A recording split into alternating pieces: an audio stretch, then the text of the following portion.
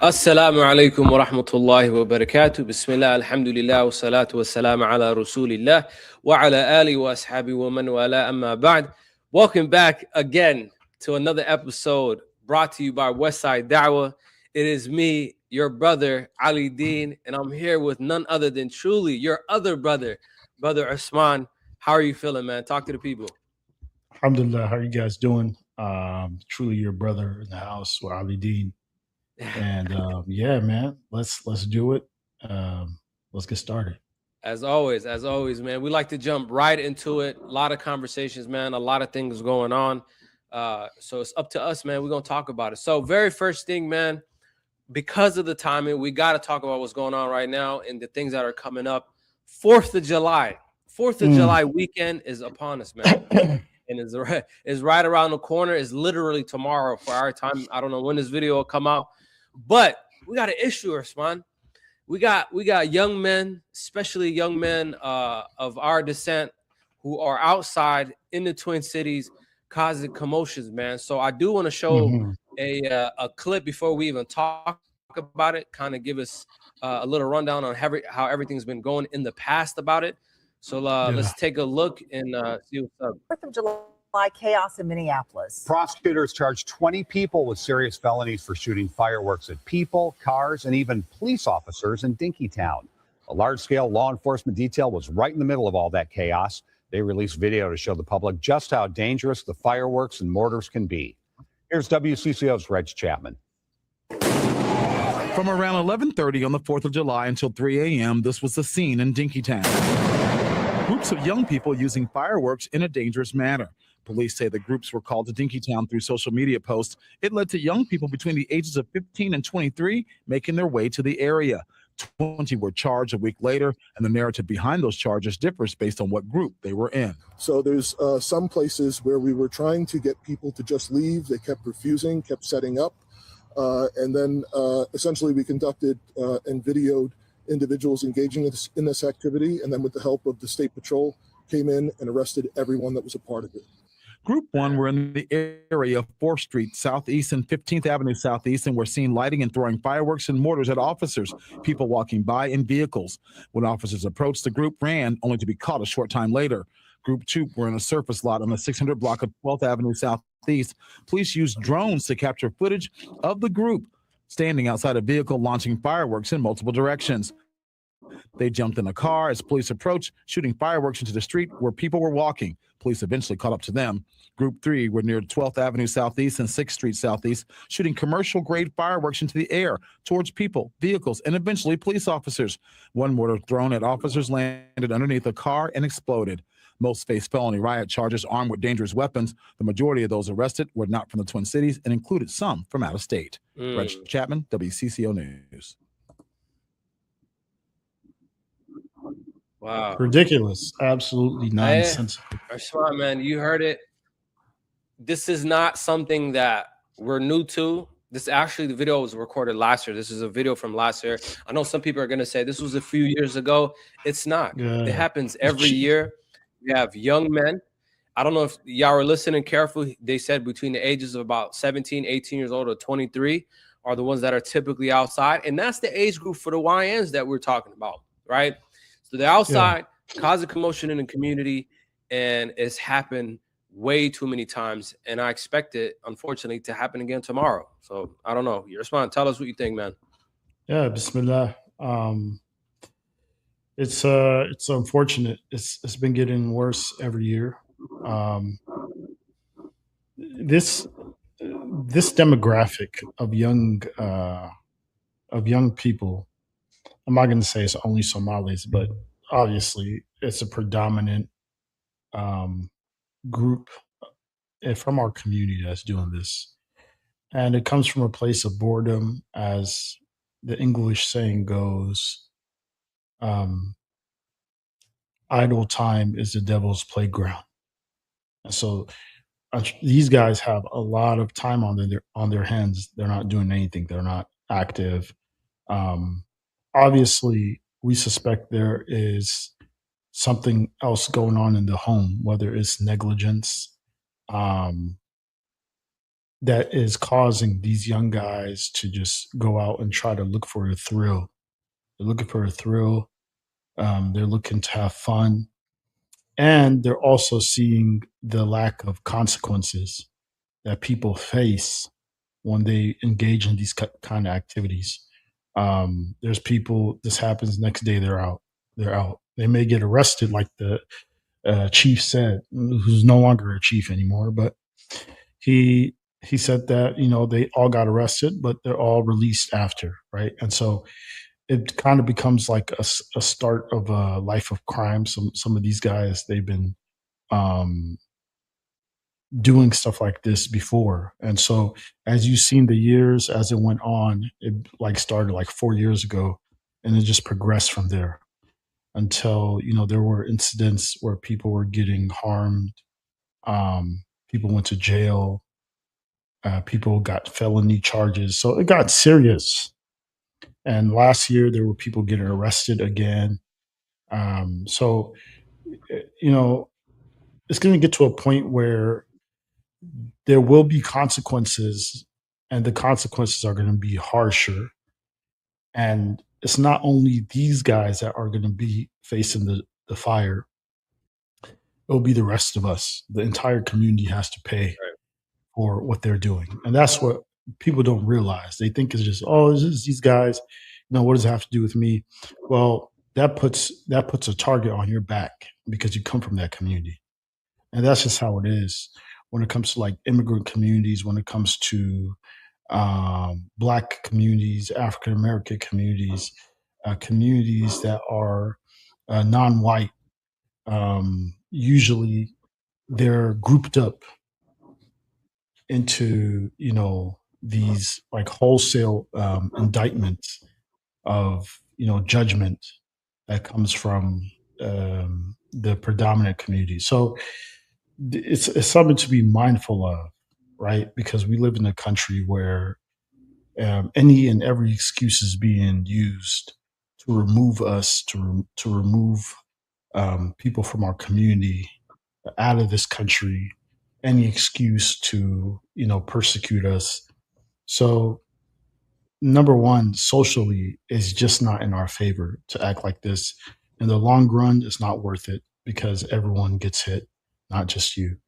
Then on top of that, you know, these guys are also out there with attire that will be attire that's known for a Muslim, so a thobe, Mhm. a kufi, things like that, and they were behaving this way. And so, what image does that give? You're not now just giving a bad image to your own ethnic community, but you're also giving it to the deen as well. Allah Ta'ala.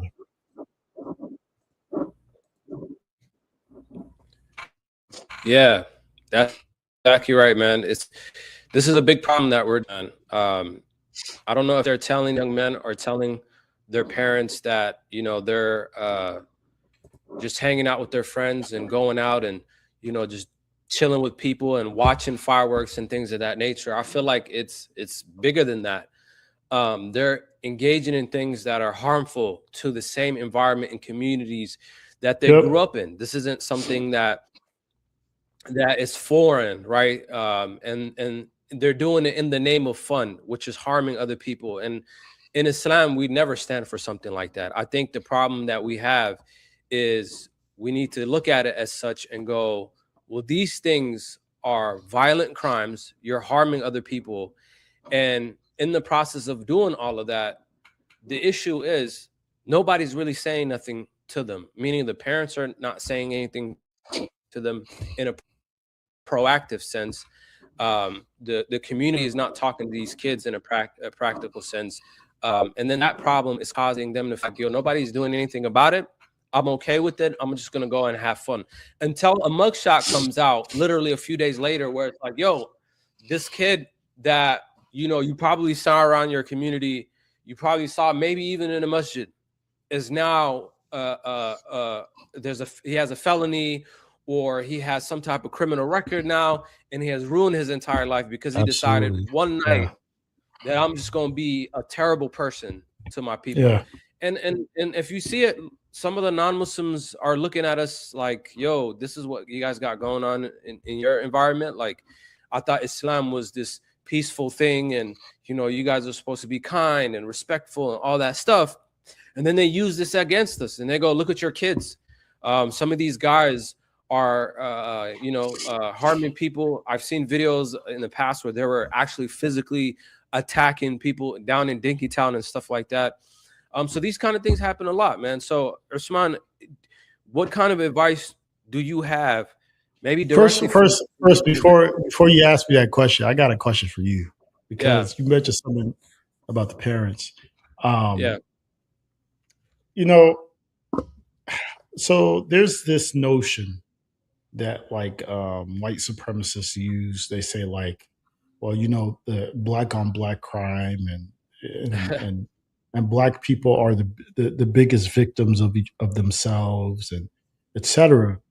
And so when somebody kind of investigates that, then there's an argument that could be made where it's like, well, this just didn't start yesterday. It didn't start in a vacuum. It started, Jim Crow, not just Jim Crow, but after Jim Crow, where you had like the epidemic of drugs being poured into the African American community, the Right. marginalization, the disenfranchisement.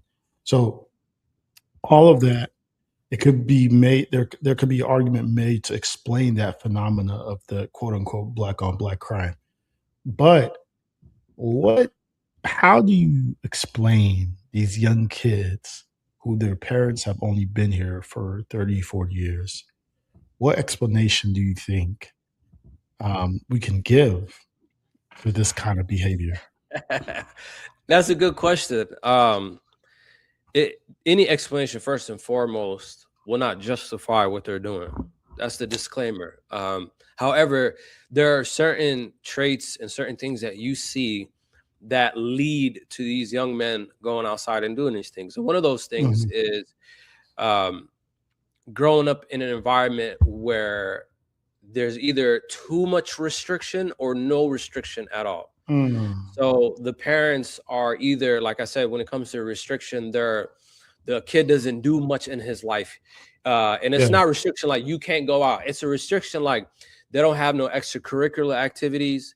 They don't have no after school programs. They don't have nothing that they do to occupy that time and that testosterone that they want to release, and be outside and doing good things with that energy that they have built up inside them. So when it comes to restriction, the parent expect their boys to come home, especially, and be like, you can't do nothing. You come home, or you're in a daycare that you grew up in, you make it to the house and you stay there. And that's pretty much it. And so now this kid is of an age. Yeah. That's a whole other topic. That's a whole other topic. But these guys, man, they get an opportunity at 17, 18 years old now. They're not in high school no more. And they're they have a little bit more freedom, and now they're lashing out. All that restriction is gone, right? And so this is where the lack of restriction comes in from the parent, is saying, oh, my son is of an age where he's an adult now. He can go out. He got a job or whatever it is that he's doing, and he's not causing any problems to say. Then now he's outside attacking people, harming people, then going home and then pretending like, oh yeah, Hoya Abu, I was, just at my friend's house, we're playing video games and just doing the, regular stuff that I used to do. And now he's outside, but there's a whole mugshot available for him. And bringing shame to his family, bringing shame to the culture and into the religion of Islam in our communities that we have to deal with. So I think that's a way to explain it on a very surface level. But there's some deep diving that we can do with that. What would you say if somebody asks you, where are the parents? Where are the parents here? Because I mean, I'm trying to think about this. When you look at the amount of young guys that we just seen in the video, sometimes there's girls too. There's sisters that participate in these kind of ridiculous activities. But is it conceivable that all of those guys' parents, it's like 100 people we just saw running, all of their parents just have no idea where they're at, and I don't know. What would you say if somebody asked you, where are the parents? I genuinely believe, wholeheartedly believe that their parents, majority of them, are unaware of these dudes' actions. I'm serious, because this is. Let me play a little bit of their role. Let me act like a GTA character who's playing their role or whatever. Is crazy. These guys, if I was them, the way I would do it is very simple. I would tell my parents, hey, I'm going to watch fireworks in downtown tonight. And I'm going to go after with it's done, Ahmed, and you know their parents. So Ahmed comes from a great family. Cousin. Yeah, he never gets in trouble. Of course, he doesn't get in trouble because his parents are not telling publicly. They're not telling everyone that what their son has done. So it's pretty simple for them to go, all right, my son, he's hanging out with Ahmed. Ahmed's a good kid. And they're just going to go watch fireworks. And then he's going to say, I'll be back home 10:30. But then he calls and says, hey, Hoyo, we're just going to go get some food to eat. And I'll be home right after. Whole time. He is literally causing destruction and damage in the people. This guy turned Lake Street into Call of Duty. Into a serious battleground, man. He's out there getting turned up with his friends. I don't know. What do you think about? Is this a recipe for a young man who has so much energy? Do they need to enroll these guys in the army and the military or something like that? Because I don't know what else to say. Well, actually, it's my dream. I don't know how to do this, but we really need a boot camp. What do they call that? Yeah, boot camp, right? Yeah. A boot camp. There needs to be some kind of like disciplinary boot camp for our community, just our community, because these guys are out of line. And my mom used to threaten me with that when I was younger. If I acted up, she would be like, boot camp, you will go straight to a juvenile boot camp right now. And I'd be like, there were some guys, but exactly, the boot camp she's talking about is one of the programs that's connected to like juvenile hall. So some people go to juvenile hall, some people go to camp. That's you're the dorms and stuff. So man. So I think we spoke about, in our first episodes about the shootings and the violence and the unaliving. Y'all could go check those videos out. But in those videos, we were talking about how do we get there? But all of this kind of behavior kind of spills into more dangerous and more serious activities, as we have seen. Not just the ones I mentioned about the shooting and all those things, but I don't know. I feel like I had a conversation with somebody about this, and I think the problem is that the parenting skills from when we were young and the parents today have changed as a response to what they felt was extreme. So they left one extreme to go to a whole nother extreme. So the first extreme was, as you mentioned, it was strict, it was tough. It was like, hey, you better not do this. Parents used to be on their kids' helmet when we were growing up. Like, hey, what are you doing? Now the parents today are kind of like super relaxed because they're hoping that's a better way to approach and to communicate with their children. So they say like, I need to be my son's best friend. When he gets this age, when she gets this age, I need to be my daughter's best friend. It's like, okay, listen, man, you need to be a parent all the time. Right. And just having, and I think what's happened today is, although that friendship idea is not necessarily a bad thing, but the parents have become too friendly. Moms have become too friendly. A guy, he'll go do some crazy stuff outside, come back in the home, and he'll put his mom in a chokehold, say, "What's up? Hey, oh yeah, you my nigga." It's crazy. And you're like, And the mom, she's like going along. She's like, "Oh, hey man, I love Yeah, you." yeah, yeah. She's laughing and stuff. I'm Cuffed like, and yeah, we're just playing it out. that's not good at all, because Yeah, so now there has been a lack or depreciation of the respect for parents yeah, from the children due to this over friendliness kind of approach as parenting. And I think yeah, that could be a source of it, but obviously this is complex. yeah. No, I agree. I see that happen. Well, let's wrap up this segment. Talk to the people, man. 4th of July is tomorrow night. Yeah, 4th of July. All I'll say What's your is, advice, man?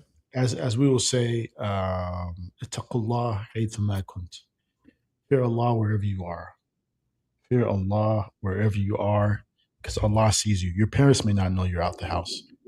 Your mom, your dad, they may not know, right? But Allah knows. Allah knows everything.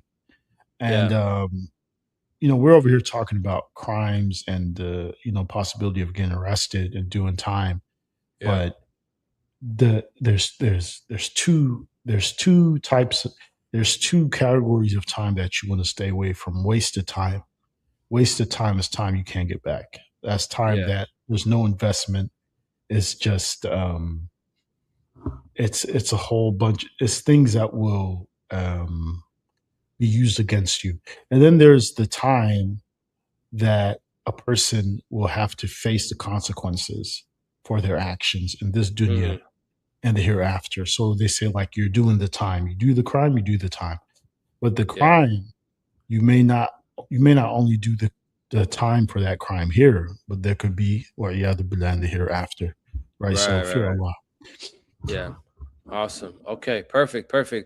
Alhamdulillah. We're gonna segue into another topic, something fresh that's going on right now.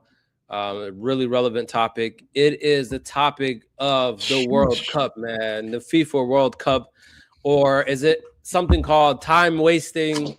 Whatever it is, we're here to talk about it, man. So the FIFA World Cup is going on. It's happening actually here in North America. So they're playing games all over America, in the US, in Canada, and in Mexico.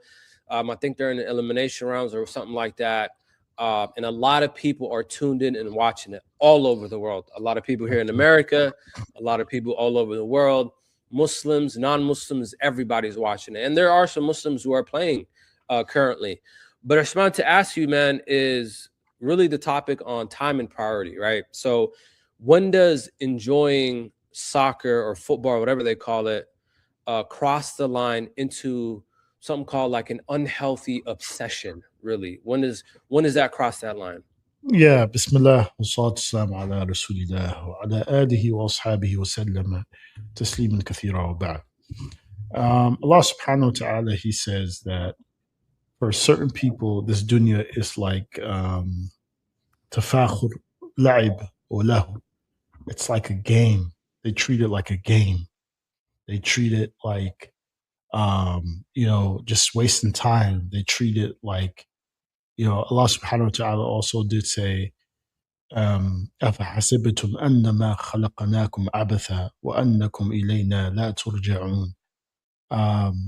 Meaning, Allah, he says in the Quran that do you think that we created you just to play games, just to play with your life, that this is all just a joke, is one big game, and that you're not going to return to us.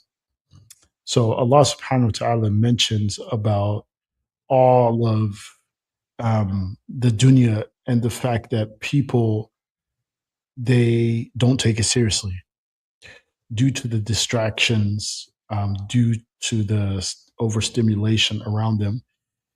They get lost in the sauce. And so it's important for us, and this is why from the time we wake up till the time we go to sleep, Islam has something that we should always do in order to remember Allah. You have your adhkar, you have your adi'a, your dua that you make from the time you wake up till the time you go to sleep. Alhamdulillah alladhi ahyanan ba'da ma amatna wa ilayhi nushur.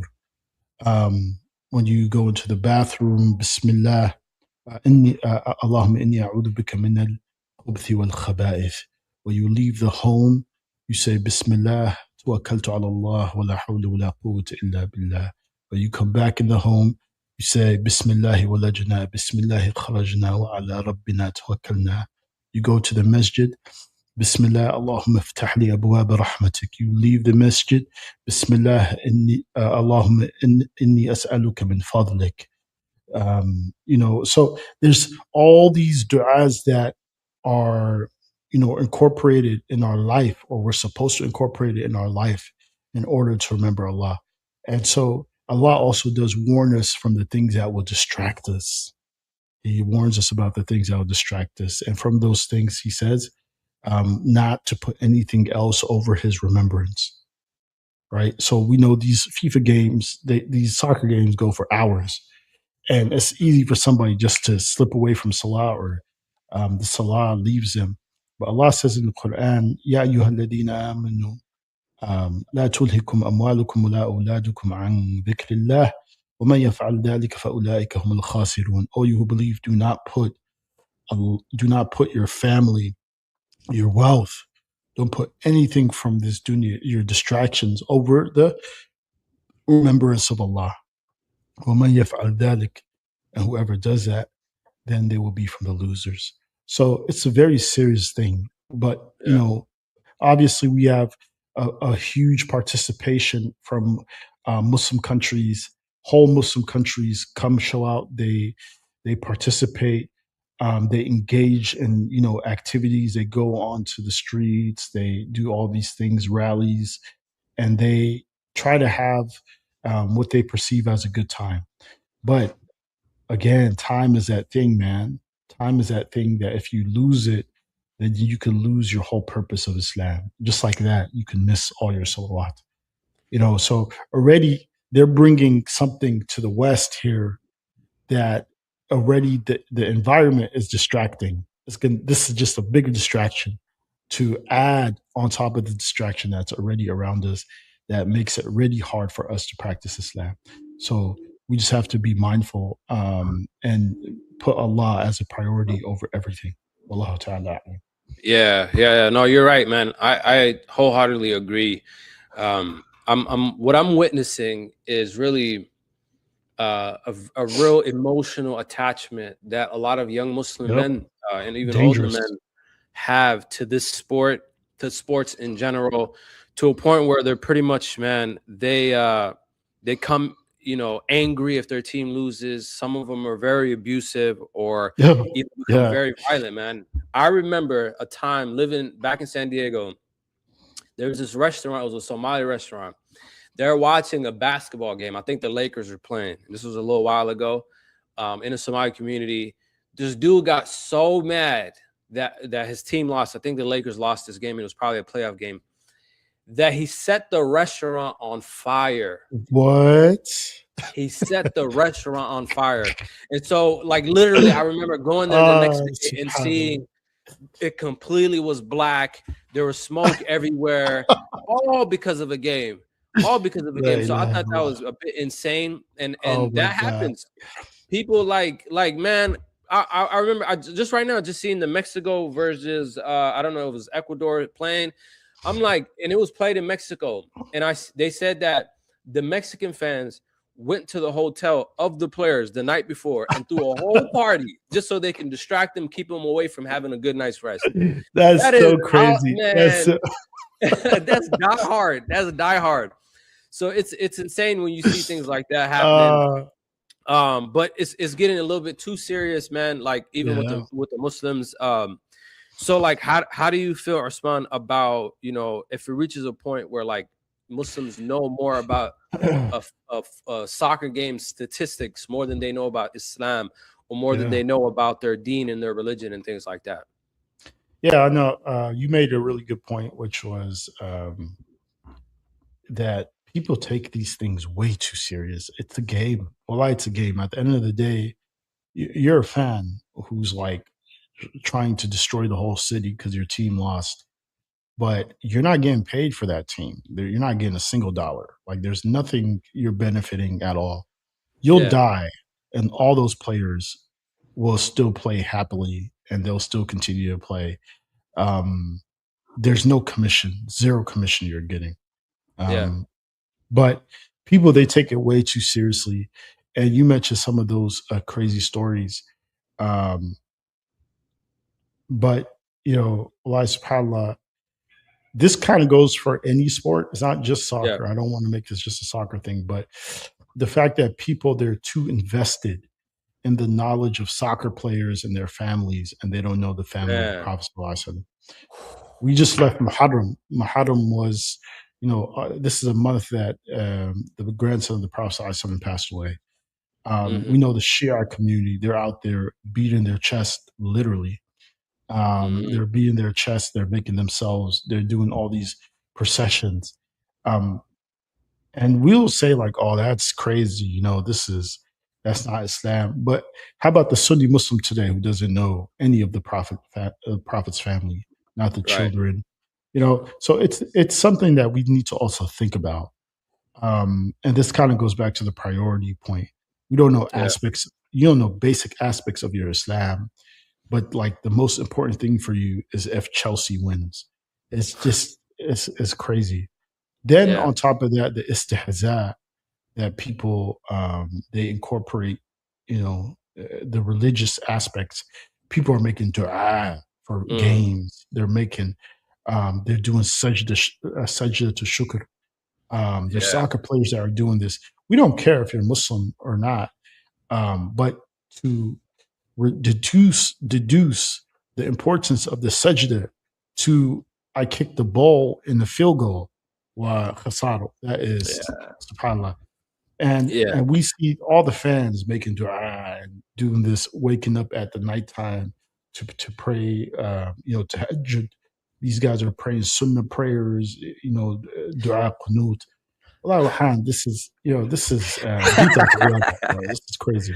And Yeah. like I said, this is not only for soccer. Some people say, "Oh, but I've Yeah. seen guys do that for." It doesn't matter what sport, right? Yeah. That's kufr. That's kufr to do that. But imagine, because sometimes Muslims don't think about this. They see a guy who's Muslim player. He does sajda on the field after he makes it. They say, "Oh wow, mashallah, ooh, that's cool." But actually, what's he doing a sajda for? He's doing a sajda for a game. Does that make sense? So Right. already you devalue that whole act of worship because now you're using it for a game that's not real. Akhi. Like people Yeah. are dying. Children are dying all over the world. There are things that are happening. Muslims are being disenfranchised left and right. There's whole campaigns that are happening. People are getting unalive. People are, there's genocide that's happening in the world. Yeah. Sajda for a goal? I don't know. Yeah, man. That you're gonna have people coming for you, man, for saying that, man. Hey, line it up. Yeah, Line it up. their responses are really about, Line it up. but it's just a game. We're And having that's a the good point. time. It's just a game. Yeah, It's yeah. just a game. That's exactly Yeah. the point, man. My question to add to that then is really, are we then saying that watching these games or playing or whatever is haram? Is that what we're saying? Are we saying that you can't have a balance of the two worlds, or is it completely cut off soccer, cut off any other sport in the world? Yeah. Good question. Before that, I just want to preface. I know there's people who are going to try to guilt us by association. We know some controversial fatwa from mashayikh that have said that it's haram and all these things. And that's not even our angle, bro. Well, that's not our Right. angle. Obviously, any sport is mubah, is permissible as long as it's whatever they're playing is there's no haram aspects that are a part of the game. Yeah. But it's mubah, it's permissible. And so to watch it, whatever, I mean, yeah, we're not even coming from a haram aspect. Right. Or we're not trying to say anything or watching football games or sports games is haram. But it can be haram for an individual if it's allowing them or it's making them um, compromise their deen, compromise their Right. salah, compromise the most important things to us, which are Allah subhanahu wa ta'ala. We know people that commit shirk. Man. in these for these kind of sports games, and they say crazy things. They swear on, well, I swear on the Lakers, and I swear on this. And Mm. there's people that go really far. They Yeah, go yeah, yeah. really far with these games, and so we're not saying it's haram. It's mubah, but obviously we need to always be reminded about what's more important than games. Yeah. Is when we say Allahu Akbar, Allah is greater than all of that. Yeah. Yeah. Yeah, of course. No, you're right.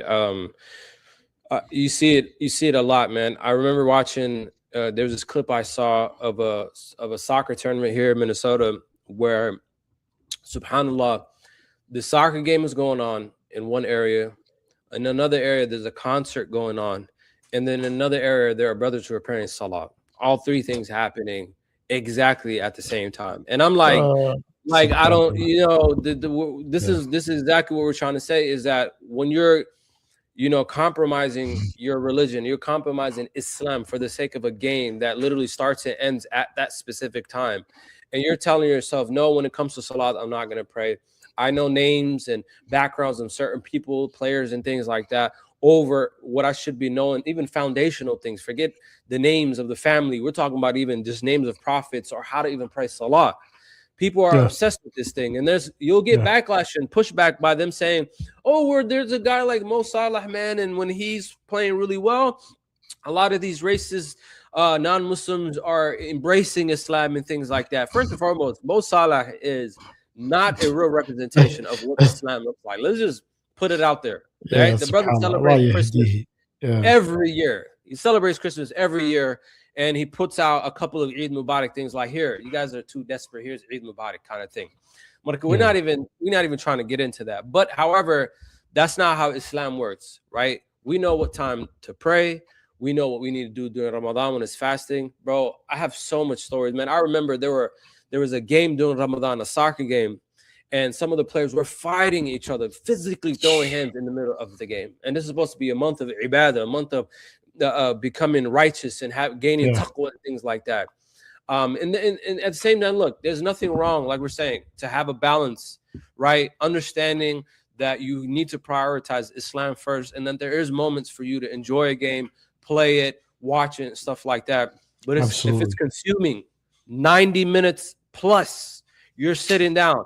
Salat came in and Salat passed. You're watching your team loses, and then you're yelling at your son or your daughter or your mother because they're disrupting you and things like that. Now we got a problem, man. We got a serious problem. And so you can use this example for a lot of things that come into dunya.